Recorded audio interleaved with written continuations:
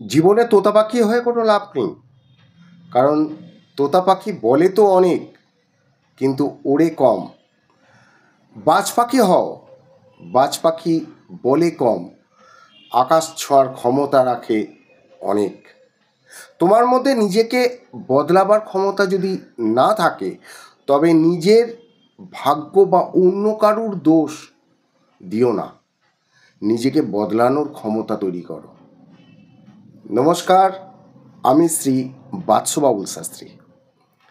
আজকের আলোচনা করব কালপুরুষের পঞ্চম রাশি সিংহ রাশি। 1, 2, 3, 4, 5 সিংহ রাশি। আর সিংহ রাশির জন্য খুবই মহত্বপূর্ণ আজকের আলোচনা। 2025 সাল প্রথম মাস জানুয়ারি কেমন যাবে? আপনার স্বাস্থ্য, প্রেম, শিক্ষা, দাম্পত্য জীবন, কেরিয়ার, ব্যবসা, ভাগ্য, নবগ্রহ আপনাদের কি ফল দেবে, আর কিছু উপায় আপনাদের জানাবো। সম্পূর্ণ ডিটেলে বোঝাবো, মন দিয়ে শুনবেন আর আপনার ফোকাস থাকবে এইখানে। আপনারা আপনাদের জন্মকুণ্ডলী বিশ্লেষণ করতে চাইলে আপনার যে নম্বর আপনারা দেখতে পাচ্ছেন, এই নম্বর ডেসক্রিপশানেও পাবেন। চ্যানেলটা শেয়ার করুন আপনার বন্ধু বান্ধব আত্মীয়দের কাছে, এটাই মানব কল্যাণের কাজেও লাগবে।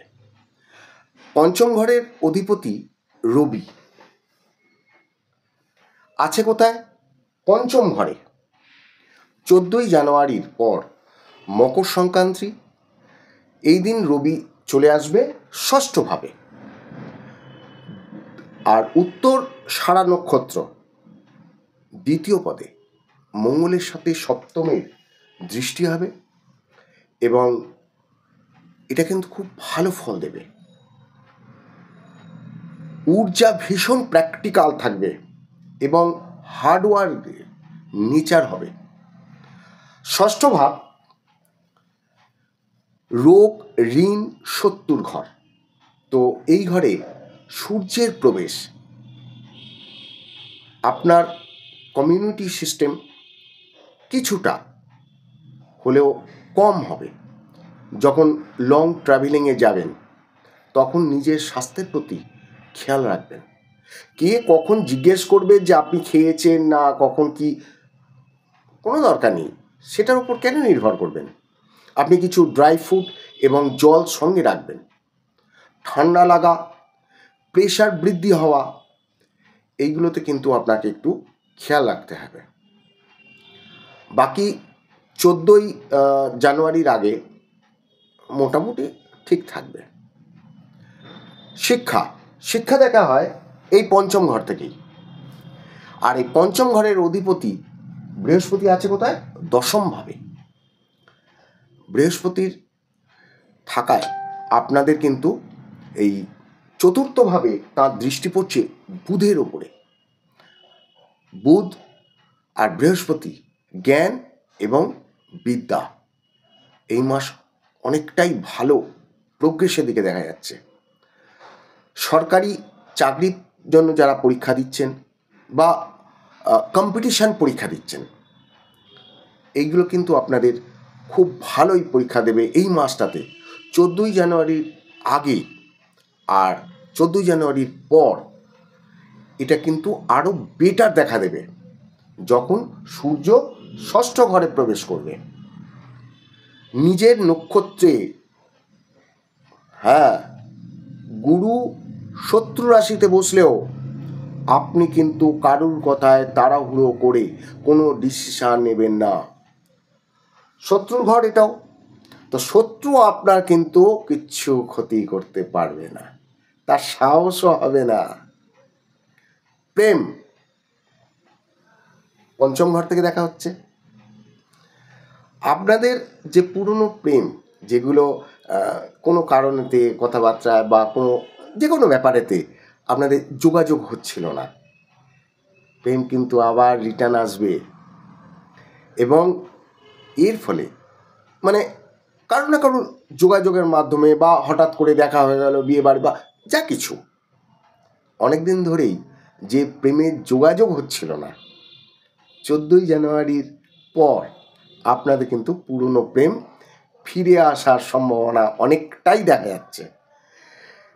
কিন্তু রবি যখন এই ষষ্ঠ ঘরে প্রবেশ করছে, তখন কিন্তু আপনার যে পুরনো কথাগুলো ছিল, যে বিষয় নিয়ে প্রেম খানিকটা বিঘ্নিত হচ্ছিল, মানে আপনার ভেতরে যে যে জেদাজিদি একটা ছিল, না আমি বলবো না, এই কিংবা যে বিষয় নিয়ে সামনের ব্যক্তিকে আপনি কিছু খারাপ কথা বলে ফেলেছিলেন, এখন একটু সংযত হন। বাকি এই মাসে প্রায় 80% লাভ আছে রিলেশনের দিক থেকে, সেটা দেখা যাচ্ছে।